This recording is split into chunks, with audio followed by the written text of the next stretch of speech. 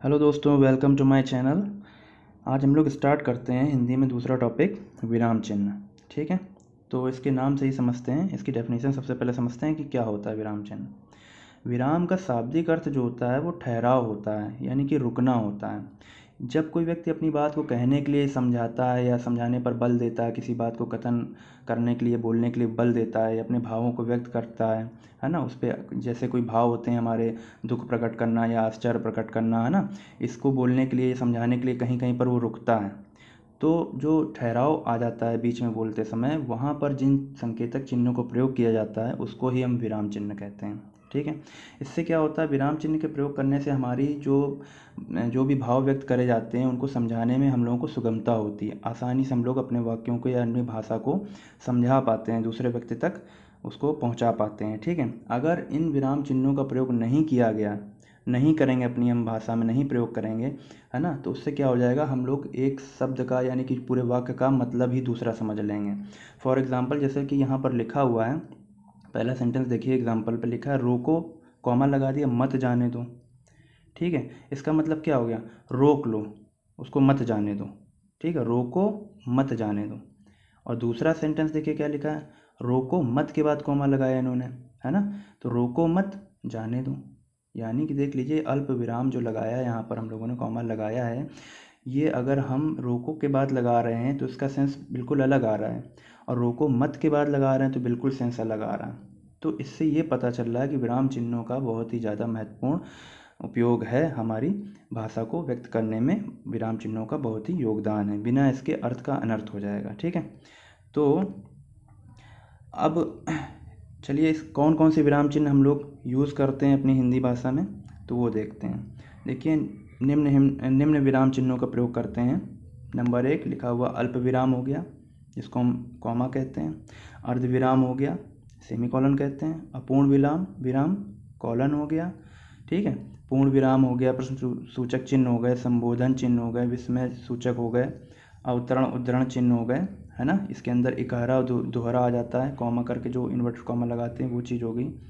नवम कह रहा है योजक और सामाजिक चिन्ह हो गए, समासिक चिन्ह हो गए, निर्देशक चिन्ह हो गए, विवरण चिन्ह हो गए, हंसपद या विस्मरण चिन्ह हो गए, संक्षेपण लाघव चिन्ह हो गए, तुल्यता सूचक, समता सूचक हो गए, ब्रैकेट हो गए जितने हमारे कोष्ठक होते हैं, है ना, छोटा ब्रैकेट, बड़ा ब्रैकेट, मझला ब्रैकेट, है ना, ये होते हैं। लोप चिन्ह हो गए, समाप्ति सूचक या इतिश्री इसी को कहते हैं, लाघव भी इसी को कहते हैं। ठीक है, विकल्प चिन्ह हो गए, पुनरुक्त चिन्ह हो गए, संकेतक चिन्ह हो गए। ठीक है, यहाँ पर जो निर्देशक चिन्ह है उसको ही हम संयोजक और समासिक में ले लेते हैं। ठीक है, और दो दो चिन्ह और होते हैं, पाद चिन्ह और पाद बिंदु, है ना, ये भी हम लोग क्वेश्चन में मिलता है, तो उसको भी हम लोग समझ लेंगे। ठीक है, तो हिंदी में एक विद्वान है कामता प्रसाद गुरु, उन्होंने विराम चिन्हों की संख्या जो है टोटल वो 20 बताई है ना। तो क्वेश्चन पूछा जाता है कि कामता प्रसाद गुरु के अकॉर्डिंग विराम चिन्ह कितने हैं, है ना, तो उनकी संख्या 20 होती है, और 20 ही देखिए यहाँ पे भी लिखा हुआ है। तो चलिए एक एक की डेफिनेशन हम लोग पढ़ते जाएंगे, समझते जाएंगे उनको एग्जाम्पल के थ्रू। कभी कभी एग्जाम्पल दे देगा और हम लोगों से पूछा जाता है इसमें कौन से विराम चिन्हों का प्रयोग किया गया है। ठीक है, और क्या कहते हैं कि जो हम लोग के जो शुद्ध वाक्य अशुद्ध वाक्य होते हैं वहाँ पर इसका बहुत ही ज़्यादा उपयोग होता है। कभी कभी हम लोग ये विराम चिन्हों का प्रयोग नहीं देखते हैं और शुद्ध अशुद्ध पढ़ते हैं और गलती कर बैठते हैं। तो चलिए एक एक की डेफिनेशन से समझते जाएंगे कैसे हम लोग विराम चिन्हों का प्रयोग करते हैं अपनी हिंदी भाषा में। सबसे पहले लिखा हुआ है अल्प विराम। ठीक है, अल्प विराम देखिए क्या मतलब होता है, वाक्य के भीतर एक ही प्रकार के शब्दों को अलग करने में। जैसे कि राम ने आम, अमरूद और केले, यानी कि आम, अमरूद, केले क्या है, तीनों फल हैं, एक ही प्रकार के, यानी कि फल की कैटेगरी के अंतर्गत आ रहे हैं, तो एक ही प्रकार के शब्द हो गए मेरे, तो उनको अलग करने में हम किसका प्रयोग करेंगे, अल्प विराम का, यानी कि कॉमा का प्रयोग करेंगे। ठीक है, तो राम ने आम, कॉमा, अमरूद, कॉमा, केले खरीदे, तो एकदम जनरल सी बात होगी, जब एक ही प्रकार के शब्द आएंगे तो उनको हम कॉमा से अलग अलग करेंगे। ठीक, दूसरा पॉइंट लिखा है वाक्य के उपवाक्यों को अलग करना है। उपवाक्य क्या होते हैं, उपवाक्य वो होते हैं वाक्य के अंदर वाक्य आ जाते हैं, उनको हम उपवाक्य कहते हैं। ठीक है, जैसे कि पूरा एक वाक्य है मेरा, हवा चली, पानी बरसा और ओले गिरे, तो एक ये पूरा वाक्य है, इसके अंदर उपवाक्य आ गया, हवा चली, पानी बरसा ओले गिरे, ये 3 उपवाक्य हो गए। पूरा एक वाक्य में 3 उपवाक्य आ गए। तो हवा चली तो कॉमा लगाएंगे, पानी बरसा और ओले गिरे। ठीक है, यहाँ पे और की जगह पे कॉमा लगा सकते थे। ठीक है, तो हवा चली, पानी बरसा और ओले गिरे। इस वजह से कॉमा नहीं लगाया क्योंकि जनरल क्या हो जाता है, लास्ट में ज़्यादा इस तरीके से कॉमा लग जाएंगे तो उसको सेंटेंस को कंबाइन करके दिखा दिया। यहाँ पर और का प्रयोग एक तरीके से संयोजक चिन्ह के रूप में प्रयोग किया गया, संयुक्त वाक्य यहाँ पर बनाने की कोशिश करी गई। हवा चली, पानी बरसा और ओले गिरे। तो यहाँ पर अभी हम लोग सिर्फ अल्प विराम के बारे में पढ़ रहे हैं तो उस पर ही फोकस करेंगे। ठीक, तीसरा पॉइंट लिखा हुआ, 2 उपवाक्यों के बीच संयोजक का प्रयोग ना किया जाए। अब जैसे देखो, पानी बरसा और ओले गिरे, यहाँ पर और एक संयोजक था, इसका प्रयोग ना करें तो भी हम लगा सकते। वही हम इस बात को बोल रहे थे कि कॉमा का प्रयोग हम यहाँ पर कर सकते थे। 2 उपवाक्यों के बीच संयोजक का प्रयोग ना किया जाने पर, जैसे कि अब्दुल ने सोचा अच्छा हुआ जो मैं नहीं गया, तो यहाँ पर हम ये भी कह सकते थे अब्दुल ने सोचा कि अच्छा हुआ जो मैं नहीं गया। तो सोचा कि जो होता है क्या, ये संयोजक है। तो की का प्रयोग यहाँ पर नहीं किया गया, इस जगह पर की का प्रयोग नहीं किया गया। अब्दुल ने सोचा कि अच्छा हुआ जो मैं नहीं गया, तो की का प्रयोग ना करके वहाँ पर हम क्या लगा सकते हैं, वहाँ पर हम कॉमा लगा सकते हैं, अल्प विराम लगा सकते हैं। तो इसका मतलब यही है कि 2 उपवाक्यों के बीच संयोजक का अगर हमें प्रयोग नहीं करना है तो वहाँ पर भी हम अल्प विराम का प्रयोग कर सकते हैं। ठीक है, पहले हमने क्या बताया कि जब एक ही प्रकार के वाक्य आ जाएंगे वहाँ पर हम अल्प विराम का प्रयोग कर सकते हैं। ठीक है, चलिए आगे बढ़ते हैं। वाक्य के मध्य क्रिया विशेषण या विशेषण उपवाक्य आने पर, ठीक है, अब इसका मतलब क्या है ये हम आगे बताएंगे आपको। क्रिया विशेषण विशेषण फिर कन्फ्यूज़न हो जाएगा यहाँ पर। अभी हम केवल विराम चिन्ह का प्रयोग बता रहे हैं, तो ये विशेषण और क्रिया विशेषण जब हम लोग संज्ञा सर्वनाम विशेषण समझेंगे तब बताएंगे। ठीक है, आगे बढ़ते हैं। उद्धरण चिन्ह के पूर्व भी, ठीक है, उद्धरण चिन्ह क्या होते हैं, इन्वर्टेड कॉमा, ये होते हैं हमारे उद्धरण चिन्ह। अभी आगे मिलेगा उद्धरण चिन्ह। तो ये देखिए, जैसे लिखा सेंटेंस पढ़िए, उसने कहा मैं तुम्हें नहीं जानता। जैसे कि हम लोग पढ़ते हैं इंग्लिश में डायरेक्ट इनडायरेक्ट पढ़ते हैं, तो वैसे ही सेम यहाँ पर है कि उद्धरण चिन्ह कौन सा, उद्धरण चिन्ह मेरे ये होते हैं, ये मेरे उद्धरण चिन्ह हैं, ऐसे ऐसे करके लगे हुए हैं। ये इसके पहले यहाँ पर लगाएंगे, यानी कि ये देखिए लगा हुआ मैं तुम्हें नहीं जानता, इस जगह पर ये जो कॉमा लगाया हुआ, ये कॉमा लगाया हुआ, ये उद्धरण चिन्ह, डबल डबल जो लगे ये उद्धरण चिन्ह है, इनके पहले कॉमा लगाया गया। तो उद्धरण चिन्ह के पूर्व भी हम क्या लगाते हैं, अल्पविराम का प्रयोग करते हैं।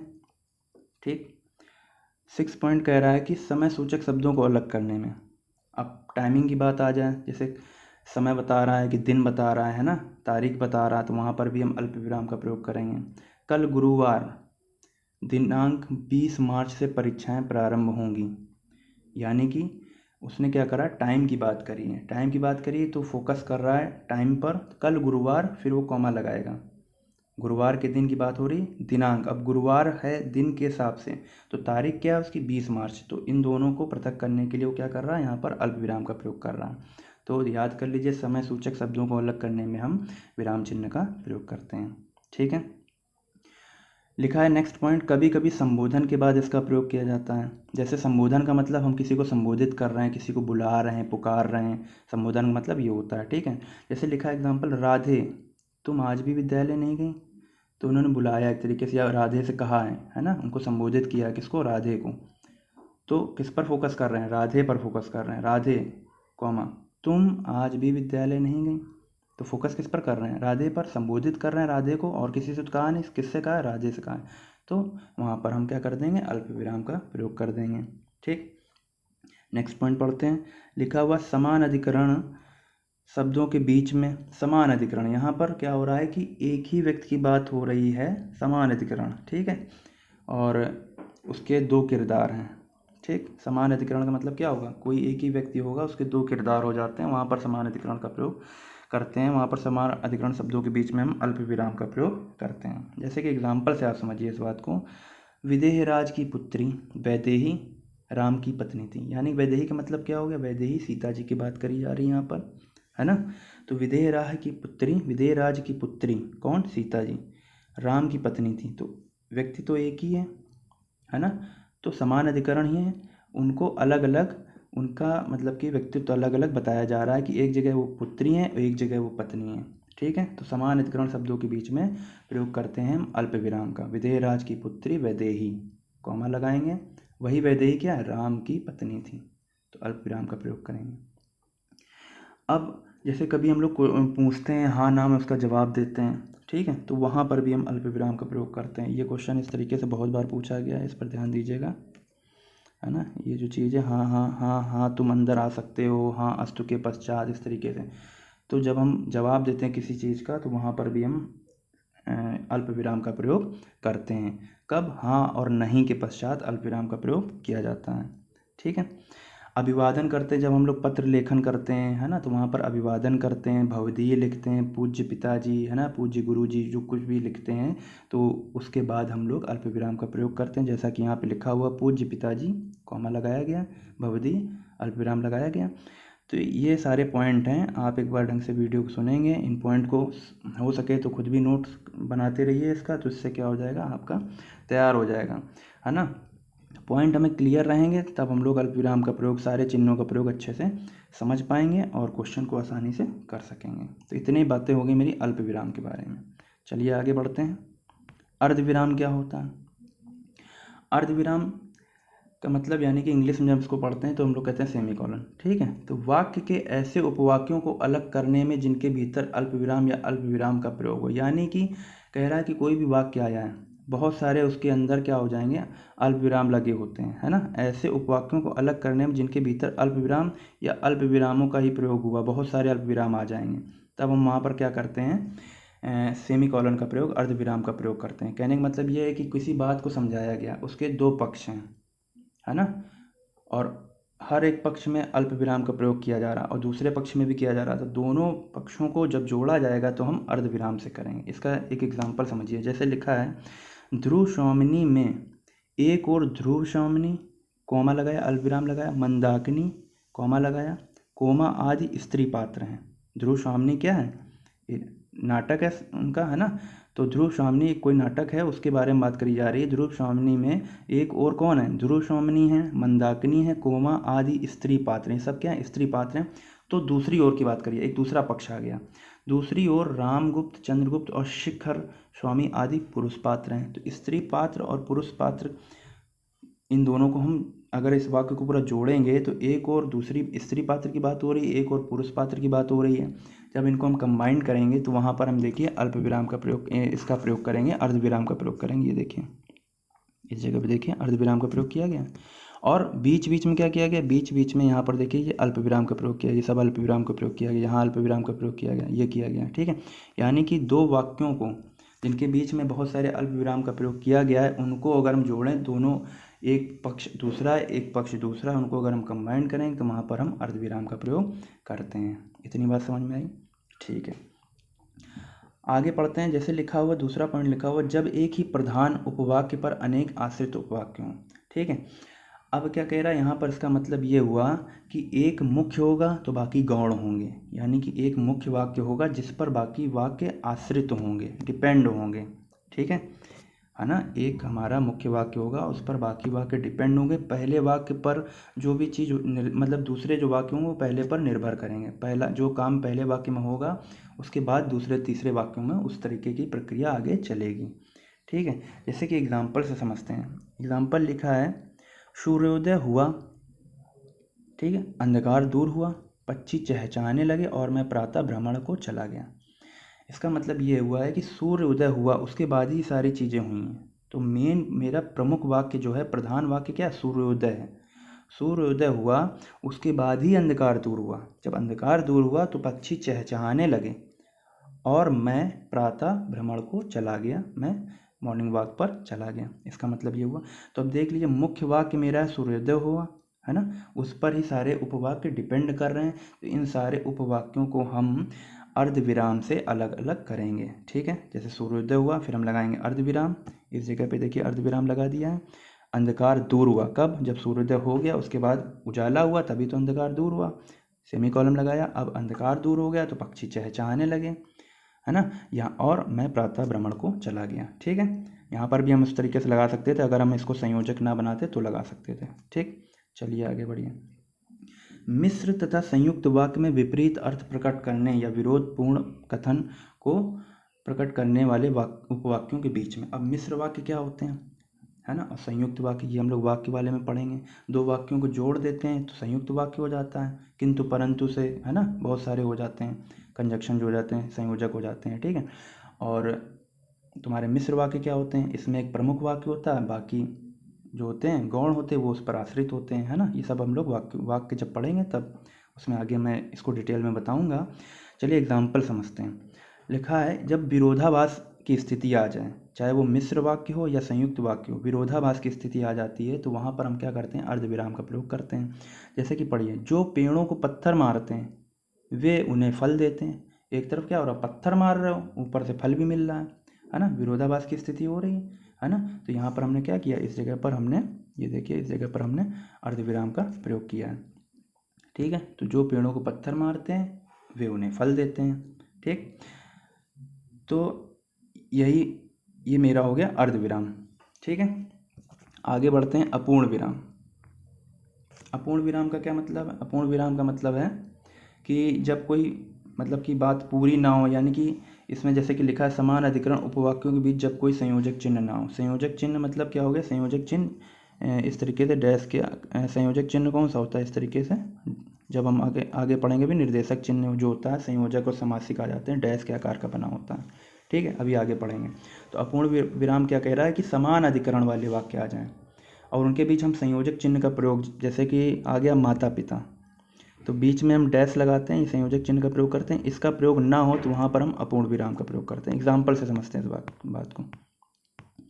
जैसे लिखा, छोटा सवाल बड़ा सवाल, तो या तो इसको हम ऐसे लिख सकते थे, छोटा डैश बड़ा सवाल, है ना। तो यहाँ पर हम क्या कर रहे हैं, अपूर्ण विराम लगा रहे हैं, इस जगह पर हम क्या कर रहे हैं, अपूर्ण विराम का प्रयोग ये कर रहे हैं, ठीक है। परमाणु विस्फोट, अपूर्ण विराम, मानव जाति का भविष्य, है ना। ये चीज़ हो गया मेरा अपूर्ण विराम में, यानी कि संयोजक चिन्ह का प्रयोग नहीं करेंगे तो वहाँ पर हम अपूर्ण विराम का प्रयोग कर सकते हैं। चलिए आगे बढ़ते हैं, पूर्ण विराम। पूर्ण विराम क्या है, नाम से ही पता चल रहा है कि जब पूरी बात मेरी समाप्त हो जाएगी तो आखिरी में जो विराम लगता है उसको ही हम पूर्ण विराम कहते हैं, ठीक है। चलिए पढ़िए, साधारण मिश्र या संयुक्त वाक्य की समाप्ति पर। वाक्य हमारे तीन प्रकार के होते हैं, ठीक है, साधारण, मिश्र और संयुक्त। जब किसी भी प्रकार का वाक्य होगा, जब मेरा वाक्य खत्म होगा, कंप्लीट होगा, तो उसके आखिरी में हम पूर्ण विराम लगा देंगे। सेंटेंस समझिए, यदि राम पढ़ता तो अवश्य उत्तीर्ण होता, ये मेरा मिश्र वाक्य है। यदि तो, इस तरीके से जब आते हैं शब्द तो हम क्या कहते हैं, उसको मिश्र वाक्य कहते हैं। तो यदि राम पढ़ता तो अवश्य उत्तीर्ण होता, यानी कि पहला वाक्य क्या है, मुख्य वाक्य, यदि पढ़ता तभी तो उत्तीर्ण होता। तो उत्तीर्ण कब होगा, जब वो पढ़ेगा। तो ये जो तो अवश्य उत्तीर्ण होगा, ये जो वाक्य है ये इस पर, पहले वाले वाक्य पर डिपेंड कर रहा है, ये मिश्र वाक्य है। तो यहाँ बता रहा है कि पूर्ण विराम, यानी कि पूरा सेंटेंस जब कंप्लीट होगा तो आखिरी में जो विराम लगता है उसको ही हम क्या कहते हैं, पूर्ण विराम कहते हैं। अब देखिए, जैसे लिखा है, जैक्सन पढ़ेगा किंतु जूली खाना बनाएगी, ये क्या है, ये संयुक्त वाक्य हो गया। जैक्सन पढ़ेगा और जूली खाना बनाएगी, तो सेंटेंस खत्म होने पर हमने ये देखिए पूर्ण विराम लगा दिया। ये देखिए, ये लास्ट में लगे हुए पूर्ण विराम लगा दिए, ठीक है। अगला बढ़ते हैं, अप्रत्यक्ष प्रश्नवाचक वाक्य के अंत में पूर्ण विराम ही लगता है, यानी कि वैसा क्वेश्चन पुटअप करेंगे, वो लगेगा नहीं कि वो प्रश्नवाचक वाक्य, वो साधारण वाक्य ही लगेगा, लेकिन उससे क्वेश्चन की ऐसा लगेगा कि क्वेश्चन पूछा जा रहा है। जैसे कि एग्जांपल पढ़ते हैं, उसने बताया नहीं कि वह कहाँ जा रहे हैं, लग तो रहा है क्वेश्चन मार्क है, तो एक अप्रत्यक्ष प्रश्नवाचक वाक्य है वो है, यानी कि इनडायरेक्ट वे में हम क्वेश्चन पूछ रहे हैं, लेकिन वहाँ पर हम इस जगह पर ये क्वेश्चन मार्क का प्रयोग नहीं करेंगे, वहाँ पर हम क्या करेंगे, पूर्ण विराम का प्रयोग करेंगे, ठीक है। जब हम लोग किसी चीज़ से, किसी व्यक्ति से इनडायरेक्ट वे में पूछते हैं कि वो कहाँ जा रहा है, इस तरीके से कुछ पूछ रहे हैं, यानी कि उसने बताया नहीं कि वह कहाँ जा रहा है, तो इनडायरेक्ट वे में क्वेश्चन पूछा जा रहा है, तो यहाँ पर हम क्वेश्चन मार्क नहीं लगाएंगे, यहाँ पर हम पूर्ण विराम लगाएंगे, प्रश्नवाचक चिन्ह का प्रयोग नहीं करेंगे, ठीक है। अगला पॉइंट पढ़ते हैं, जब हम लोग दोहा, सोरठा, चौपाई, इस तरीके की चीज़ें पढ़ते हैं, छंद पढ़ते हैं जब हम लोग, तो वहाँ पर जो ये हमारे दोहा, सोरठा और चौपाई ख़त्म होते हैं, तो वहाँ पर भी हम क्या करते हैं, फुल स्टॉप का प्रयोग करते हैं। जैसे लिखा हुआ, रघुकुल रीत सदा चली आई, प्राण जाए पर वचन ना जाई, तो ये क्या लगा हुआ है, फुल स्टॉप लगा हुआ, पूर्ण विराम लगा हुआ, ठीक। चलिए आगे बढ़ते हैं, आते हैं प्रश्न सूचक चिन्ह। प्रश्न सूचक चिन्ह तो बिल्कुल सिंपल ही है, बिल्कुल आप जानते हैं, जब जहाँ पर प्रश्न पूछा जाएगा तो वहाँ पर प्रश्नवाचक चिन्ह का प्रयोग कर देंगे हम लोग, ठीक है।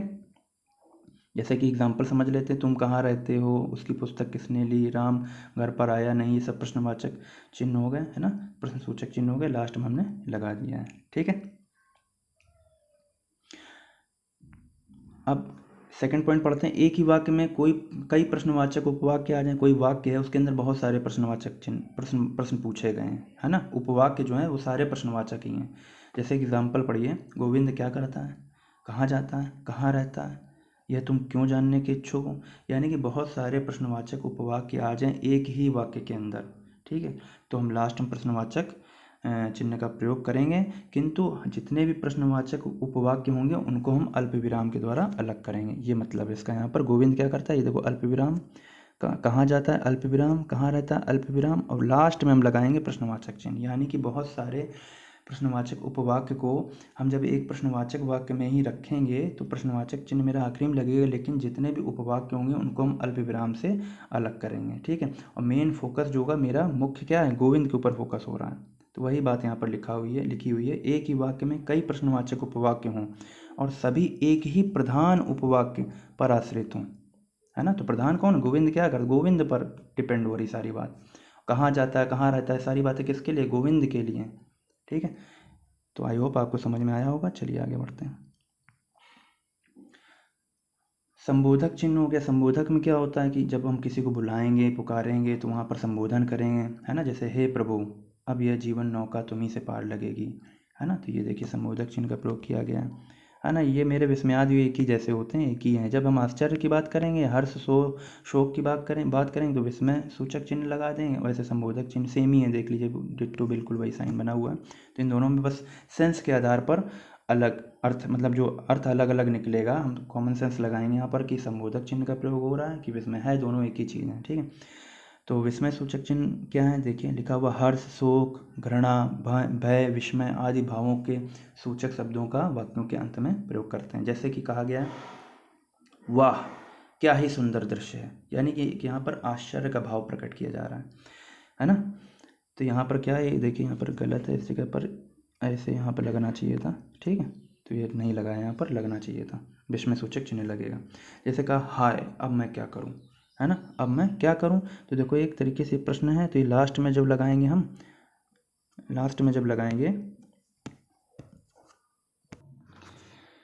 तो लास्ट में इसमें लगाएंगे, देखिए क्या कह रहा है, वाह क्या ही सुंदर दृश्य है। तो यहाँ पर गलती है, इस जगह पर ये विस्मय सूचक चिन्ह का प्रयोग होगा। हाय अब मैं क्या करूँ, तो हाय के बाद देखिए विस्मय सूचक चिन्ह का प्रयोग किया गया। अब मैं क्या करूँ, ये प्रश्नवाचक है, तो लास्ट में क्वेश्चन मार्क लगाया।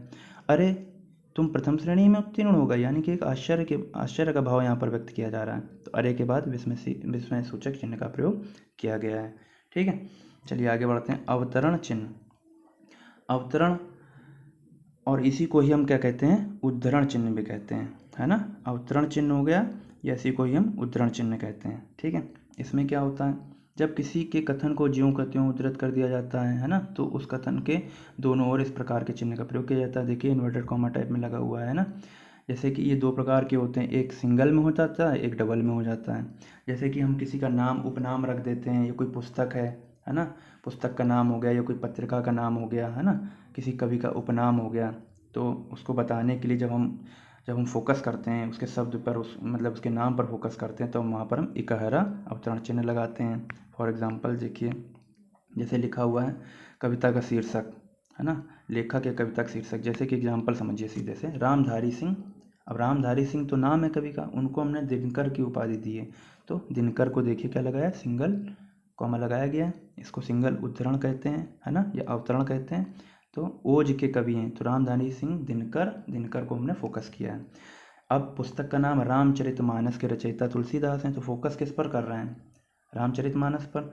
तो रामचरितमानस को हमने सिंगल उद्धरण चिन्ह का प्रयोग करके हाईलाइट किया है। ठीक है, आगे डबल वाला है, देखिए वाक्यांश को उद्धृत करते समय, जैसे कि हम लोग डायरेक्ट इनडायरेक्ट पढ़ते हैं, बिल्कुल सिंपल लिखा हुआ है। देखिए महावीर ने कहा अहिंसा परमो धर्मा। तो देखिए अल्प विराम में क्या पढ़ा था, अल्प विराम में यही पढ़ा था कि अहिंसा परम, ये जो उद्धरण चिन्ह लगे हैं उनसे पहले अल्प विराम का प्रयोग होता है। देखिए यहाँ पर कर दिया गया, फिर ये उद्धरण चिन्ह का प्रयोग किया गया है। ठीक है, तो दोहरा उद्धरण चिन्ह हो गया। ठीक, बात आई समझ में। चलिए आगे बढ़ते हैं। योजक चिन्ह, योजक चिन्ह जो होते हैं, योजक चिन्ह होते हैं कि जैसे कि हम लोग समास में इसका प्रयोग करते हैं ना, दो शब्दों को जोड़ते हैं। योजक का मतलब क्या हो रहा है, जोड़ना। दो शब्दों को जोड़ते हैं तब वहाँ पर हम योजक चिन्ह का प्रयोग करते हैं, है ना। जैसे सामासिक चिन्ह हो जाता है, इसी को ही हम संयोजक भी कह देते हैं, है ना। तो जैसे कि लिखा हुआ है सुख दुख, माता पिता, प्रेम सागर, है ना। तो एक ही लेवल की बात हो रही है इस तरीके से। सुख दुख हो गया, है ना, माता पिता हो गया, प्रेम सागर हो गया। तो यहाँ पर हम क्या कह रहे हैं, योजक चिन्ह का प्रयोग कर रहे हैं। जब हम किसी बात का रिपीटेशन करते हैं, पुनरुक्तवाचक शब्दों में जब हम प्रयोग करते हैं, जैसे हमने कहा पात पात, डाल डाल, धीरे धीरे, है ना, तेज तेज, कोई बात का रिपीटेशन होता है तो वहाँ पर भी हम योजक चिन्ह का प्रयोग करते हैं। जब हम तुलना करते हैं, है ना, तुलना करते हैं, जैसे कि हम अलंकार पढ़ते हैं, वहाँ पर हम तुलना वाचक शब्दों का प्रयोग करते हैं, सा सी से सम, है ना। जहाँ पर हम तुलना करते हैं किसी चीज़ की, किसी चीज़ से तुलना जब करी जाती है तो वहाँ पर हम करते हैं। जैसे लिखा है भरत सा भाई, यशोदा सी माता। तो देखिए सा के पहले ये योजक चिन्ह का प्रयोग किया गया है ना। और ऐसे ही गणित के जब हम संख्याएं लिखते हैं, जैसे कि हम लिख दिया 1/4, 1/3, वहाँ पर भी हम इसका प्रयोग करते हैं। तो लिखा है अक्षरों में लिखी जाने वाली संख्याओं और उनके अंशों के बीच 1/3, 1/4, है ना, इस तरीके से जब लिखते हैं तो वहाँ पर देखिए योजक चिन्ह का प्रयोग किया गया है। ठीक, ये निर्देशक चिन्हों के अंदर ही आ जाते हैं। योजक चिन्ह और निर्देशक चिन्ह एक ही जैसे हैं, है ना। जब निर्देश का मतलब जब हम निर्देश देते हैं, जैसे कभी नाटक वाटक में संवाद होते हैं, उनमें निर्देश दिया जाता है। जैसे कि देखिए एग्जाम्पल समझिए, मनसा जो है वो बोल रही है, बेटी यदि तू जानती, तो बेटी कौन, मणिमाला। मणिमाला क्या करी, क्या। तो देखिए मनसा के बाद निर्देश दिया गया है तो मनसा के आगे डैश लगा है, मणिमाला के आगे डैश लगा है ना। तो ये चिन्ह निर्देशक चिन्ह हो जाते हैं मेरे। ये दोनों एक ही होते हैं। योजक चिन्ह, योजक का मतलब जोड़ने की बात हो जाएगी। निर्देशक चिन्ह में जब हम किसी को निर्देश देंगे, साइन इनका एक ही जैसा होता है। कहने का मतलब ये, सेंस के अकॉर्डिंग देखेंगे तो अलग अलग है, लेकिन साइन इनका एक ही होता है। निर्देशक चिन्ह डैश के रूप में होते हैं, इस तरीके से डैश बना होता है। ये जो डैश बना हुआ है इसी तरीके से देखिए यहाँ पर बना, ऊपर बना हुआ है इस जगह पर डैश, तो सेम ही होता है। ठीक है। विवरण चिन्ह, विवरण चिन्ह क्या होता है, विवरण चिन्ह होता है जब हम किसी चीज़ का विवरण प्रस्तुत करते हैं, किसी चीज़ के बारे में एक्सप्लेन करते हैं, है ना, किसी चीज़ के बारे में बताते हैं, तो वहाँ पर हम विवरण चिन्ह का प्रयोग करते हैं। जैसा कि लिखा हुआ है, जब किसी कही हुई बात को स्पष्ट करने पर या उसका विवरण प्रस्तुत करने के लिए वाक्य के अंत में इसका प्रयोग करते हैं। जैसे कि इन्होंने बताया है पुरुषार्थ 4 हैं, कौन कौन से होते हैं, धर्म अर्थ काम और मोक्ष। तो कौन कौन से उनको बताने के लिए देखिए उसका विवरण दिया है, कौन कौन से, ये विवरण देने के लिए इस विवरण चिन्ह का प्रयोग किया गया है ना। जैसे कि बताना है, हमें संज्ञा सर्वनाम, हेडिंग डाली संज्ञा सर्वनाम हमें समझाना है, तो जैसे लिखा हुआ निम्न शब्दों की व्याख्या कीजिए, कौन कौन से शब्द, सर्वनाम और विशेषण। तो इनको हम विवरण वो दे रहे हैं कि इनकी व्याख्या करिए, तो उसको विवरण देने के लिए उन्होंने किस चिन्ह का प्रयोग किया है, उन्होंने इस क्या कहते हैं कि इस विवरण चिन्ह का प्रयोग किया है। ठीक है। चिन्हों को बस ध्यान रखिए, नाम के अकॉर्डिंग उनको अच्छे से कंठस्थ कर लीजिए, क्वेश्चन उसी के अकॉर्डिंग ही पूछा जाता है। ये तो मैं एकदम थ्योरी उसकी पढ़ा रहा हूँ, क्योंकि कभी कभी क्वेश्चन जो होते हैं थ्योरी बेस्ड आ जाते हैं, है ना। चिन्ह तो सब लोग याद कर लेते हैं कि पूर्ण विराम ये होता है, अल्प विराम ये होता है, निर्देशक चिन्ह ये होते हैं, अवतरण चिन्ह ये होते हैं, लेकिन कहाँ प्रयोग होते हैं ये थ्योरी पढ़ने पर ही चीज़ आ पाएगी। तो इस वजह से मैं पूरी थ्योरी पढ़ा रहा हूँ, ढंग से उसको बात को समझिए मेरी। ठीक है।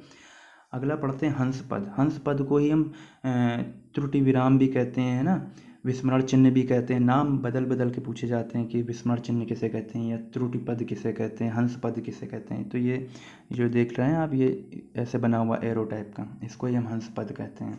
ये हम लोग बचपन में क्या, अभी भी कोई चीज़ लिखते हैं, कोई लाइन लिखते हैं, किसी का नाम कुछ चीज़ लिखना भूल जाते हैं तो डैश लगा के ऊपर लिख देते हैं। जैसे कि ये देखिए, मुझे आज अजमेर जाना है, तो मुझे आज जाना है पहले लिख दिया, भूल के कहाँ लिखना, अजमेर लिखना था, तो अजमेर के लिए हमने डैश लगा के ऊपर अजमेर लिख दिया। बस यही होता है हंस पद। कोई गलती हो जाती है, इस वजह गलती हुई यहाँ पर, इस वजह से हम क्या कहते हैं, इसको त्रुटि पद कहते हैं, है ना। और भूल गए, विस्मरण मतलब भूलना, भूल गए थे, इस वजह से इसे विस्मरण चिन्ह भी कहते हैं, हंस पद भी कहते हैं। ठीक। अगला पढ़ते हैं संक्षेपण चिन्ह। संक्षेपण मतलब क्या है, संक्षेप कर देना, संक्षिप्त कर देना, उसको हम शॉर्ट फॉर्म में लिखना। जैसे कि हमें लिखना है, किसी का भी नाम होता है उसको शॉर्ट फॉर्म में लिखने के लिए आगे लगा, जैसे कि डॉक्टर, तो डॉक्टर ना लिखना पड़े तो डॉक्टर के आगे हम लोग गोला लगा देते हैं, बिंदी लगा देते हैं, उस बिंदी को ही हम संक्षेपण कहते हैं। आगे इसका एग्जाम्पल समझते हैं। जैसे कि लिखा हुआ है, एग्जाम्पल समझिए, संयुक्त राष्ट्र संघ, ये लिखा हुआ है संयुक्त राष्ट्र संघ, तो संयुक्त राष्ट्र संघ, संयुक्त को शॉर्ट करने के लिए हमने बिंदी लगा दी, राष्ट्र को शॉर्ट करने के लिए हमने बिंदी लगा दी, संघ को शॉर्ट करने के लिए बिंदी लगा दी। इस बिंदी को इस गोले के फॉर्म में ऐसे ऐसे ये गोला होता है, इस फॉर्म में ही डिनोट किया जाता है। जैसे कि लिखा है मोहनदास करमचंद गांधी, तो पूरा ना लिखने के बजाय हम छोटा लिखें, मो बना के बिंदी, का बना के बिंदी, गांधी, तो गांधी लिखा ही हुआ है अगर, है ना। तो इस तरीके से किसी भी लॉन्ग फॉर्म को शॉर्ट फॉर्म में लिखना होगा तो हम वहाँ पर क्या करेंगे, इस संक्षिप्त यानी कि इसका प्रयोग करेंगे, इस बिंदी का प्रयोग करते हैं। उसको क्या कहते हैं, उसको हम संक्षेपण चिन्ह कहते हैं। ठीक है, जैसे कि लिखा है डॉक्टर राजेश, तो डॉक्टर ना लिखें, बिंदी लगा दें, इसका संक्षेपण हो जाएगा। अब आगे बढ़ते हैं, तुल्यता या समता सूचक चिन्ह।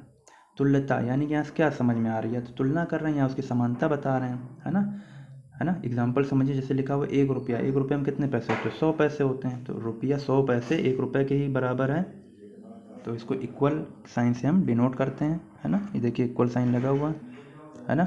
भानु को ही हम सूर्य कहते हैं, है ना। पर्यायवाची शब्द एक दूसरे के समान है, समता सूचक चिन्ह के द्वारा ही इनको हम डिनोट करेंगे। सिंपल कॉमन सेंस है। तुल्यता यानी कि तुलना करी जा रही होगी, है ना, समानता व्यक्त करी जा रही होगी, तो वहाँ पर हम इस इक्वल साइन का प्रयोग करते हैं।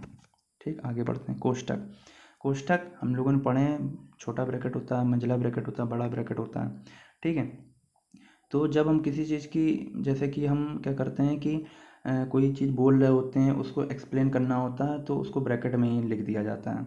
एग्जाम्पल समझते हैं, जैसे कि लिखा हुआ है कि वाक्य में प्रयुक्त किसी पद का अर्थ स्पष्ट करें। पद मतलब क्या होता है, पद मतलब शब्द होता है। जब वाक्य में प्रयोग हो जाता है कोई शब्द तो उसको हम पद बोलते हैं, और वाक्य के बाहर उसको हम शब्द बोलते हैं। ये बात ध्यान रखिए, पूछा गया है कि पद क्या होता है। पद शब्द के वाक्य के अंदर जो शब्द होते हैं उनको हम पद कहते हैं, वाक्य के बाहर शब्द को शब्द ही कहते हैं।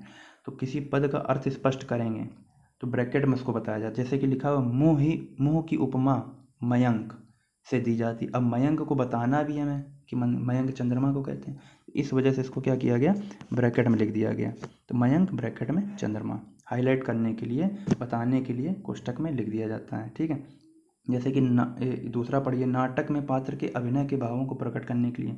अब नाटक है तो नाटक तो लिखा जाता है, जब उसको अभिनय सामने कोई रिप्रेजेंट कर रहा है, करके दिखा रहा तो उसके भाव दिख रहा है, लेकिन लिखा जाएगा तो उसमें भाव कैसे दिखाए जाएंगे, तो लिखने के लिए ब्रैकेट का प्रयोग करेंगे। जैसे लिखा, कोमा ने बोला मैं क्या ना करूं, मैं क्या ना करूं, तो उसका भाव प्रकट करने के लिए क्या, उसने खिन्न होकर बोला, तो ब्रैकेट में लिख दिया खिन्न होकर। फिर ठहर कर, वो ठहर गई, किंतु नहीं, वो रुकी अचानक से, उसने अपने आप में वो क्या हो रही, रुक रही है। तो अब किंतु नहीं, अब यहाँ पर जो भाव प्रकट कर रही है वो कैसा है, वो ठहरा हुआ, वो ठहर गई। मुझे विवाद का अधिकार नहीं है, मुझे विवाद करने का अधिकार नहीं। तो भाव प्रकट करने के लिए हम कोष्टक का प्रयोग करते हैं। इतना याद कर लीजिए बस। लोप चिन्ह क्या होते हैं, कोई चीज़ लिख रहे हैं, उसको लिखते समय हम छोड़ दें, है ना, तो उसे डॉट डॉट डॉट या क्रॉस बना के छोड़ देते हैं, है ना, तो उसको हम लोप चिन्ह कहते हैं। जैसे एग्जांपल है, तुम्हारा सब काम करूँगा, डॉट डॉट डॉट छोड़ दिया। बोलो बड़ी माँ, डॉट डॉट डॉट छोड़ दिया, है ना। तो कुछ भी लिखते समय कुछ अंश छोड़ दिया जाए तो उसको हम लोप चिन्ह कहते हैं। जैसे हम लोग व्हाट्सएप में लिखते हैं, कुछ लिख रहे हैं तो आगे डॉट डॉट डॉट लगा देते हैं, ये लोप चिन्ह हो जाता है। अगला पढ़ते हैं, समाप्ति सूचक। समाप्ति सूचक जब कोई टॉपिक कंप्लीट होता है, जैसे हम ये विराम चिन्ह पूरा पढ़ा लेंगे तो हम समाप्ति चिन्ह क्या करेंगे, ऐसे गोला बनाएंगे, ऐसे ऐसे करके बना दिया जाता है ना, तो इसको समाप्ति सूचक कहते हैं। जब कोई टॉपिक कंप्लीट हो जाता है, पूरी तरीके से समाप्त हो जाता है, तो कोई भी ग्रंथ हो या कोई भी बुक हो समाप्त होता है, तो उसके पीछे, जैसे कोई बुक समाप्त हो गई तो पीछे वाले पन्ने में देखिएगा, पीछे सबसे लास्ट में गोला बना होगा, नीचे ये डैश बने होंगे, तो उसको हम समाप्ति चिन्ह कहते हैं। आगे बढ़ते हैं, विकल्प चिन्ह। विकल्प चिन्ह क्या होता है, विकल्प चिन्ह यही होता है कि हम एक ही मतलब कि चीज़ के अलग अलग नाम लिखे हुए हैं, है ना, तो उसको हम विकल्प या ऑप्शन से समझते हैं। जैसे कि इसको समझिए, जैसे लिखा है शाश्वत, सनातन और नित्य। ये देखिए, शाश्वत, सनातन और नित्य एक ही चीज़ है। शाश्वत का मतलब भी वही परमानेंट लगा रहे हैं, सनातन भी वही चीज़ हो गया और नित्य भी वही चीज़ हो गया, तो इसको क्या कह रहे हैं, ये देखिए ऑप्शन से अलग अलग किया जा रहा है। ठीक है, ऑप्शन से इसका मतलब अलग अलग किया जा रहा है। तो आगे बढ़ते हैं, है ना। तो जैसे कि ये समझाया गया कवयित्री और कवयित्री, इनमें हमें शुद्ध वर्तनी चूज़ करनी है। शुद्ध वर्तनी कवयित्री है कि कवयित्री है ना, तो पहला वाला सही, कवयित्री सही होता है ना। तो इस तरीके से ऑब्लिक करके आता है क्वेश्चन, हम लोग से पूछा जाता है कि ये सही है या सही, तो बटा लगा हुआ है, ये विकल्प चिन्ह हो जाता है। ठीक, पुनरुक्त सूचक क्या होता है? पुनरुक्त सूचक वही होता है कि जब हम किसी बात को ज्यों को त्यों लिख देते हैं, है ना, रिपीट कर देते हैं। जैसे हमें कोई चीज़ लिखी, मैं वहाँ नहीं जाना चाहता, दोबारा हमें इसी को लिखना है तो हम इसको क्या करेंगे, डॉट डॉट करके नीचे इस तरीके से हम क्या कर देंगे, ऐसे ऐसे ऐसे ऐसे बना के उसको नीचे लिख देते हैं, है ना। तो उसका मतलब हो जाता है उसको उसकी रिपीटेशन कर देगी पुनरुक्त सूचक चिन्ह, उसी को ही हम कहते हैं। संकेत चिन्ह, किसी को संकेत देने के लिए हम एस्टेरिस्क का प्रयोग करते हैं, ये स्टार टाइप का बना दिया गया है, ठीक। तो और भी देखिए एक दो चिन्ह होते हैं, पाद चिन्ह और पाद बिंदु। तो पाद चिन्ह और पाद बिंदु, पाद चिन्ह क्या होता है? पाद चिन्ह जो होता है वो जैसे हम लोग ईमेल लिखते हैं, ईमेल में नीचे साइड में डैश लगा होता है जो, है ना, नीचे साइड में जो डैश लगा हो तो उसे हम पाद चिन्ह कहते हैं। पाद बिंदु जो होता है इनके ऊपर डॉट लग जाती है तो उसे हम पाद बिंदु कहते हैं, ठीक है। ये संकेतक चिन्ह जो होते हैं इनको ही हम क्या कहते हैं, टीका सूचक भी कहते हैं, है ना। इसको हम प्लस प्लस करके या किसी भी तरीके से संकेत दिखा सकते हैं, इनको हम संकेतक चिन्ह कहते हैं। तो आई होप पूरा मैंने कंप्लीट कर दिया है ना, पूरा मैंने कंप्लीट कर दिया है, विराम चिन्ह आपके कंप्लीट हो गए हैं। तो मेरे हिसाब से मैंने सही से समझाया है, जैसा भी हो आप लोग हमें कमेंट करके ज़रूर बताइएगा। पूरी मैंने कंप्लीट थ्योरी कर दी है, अब इसके आगे हम इसकी एक्सरसाइज करेंगे तो और अच्छे से समझ में आ जाएगा कि क्वेश्चन किस तरीके से पूछे जाते हैं। और जहाँ भी कोई डाउट लगा हो तो आप कमेंट करके ज़रूर बताइएगा, और कुछ भी अगर गलती हुई हो तो उसके लिए क्षमा करिएगा, जैसा भी हो आगे सजेस्ट करिए। मिलते हैं नेक्स्ट क्लास में, तब तक के लिए धन्यवाद।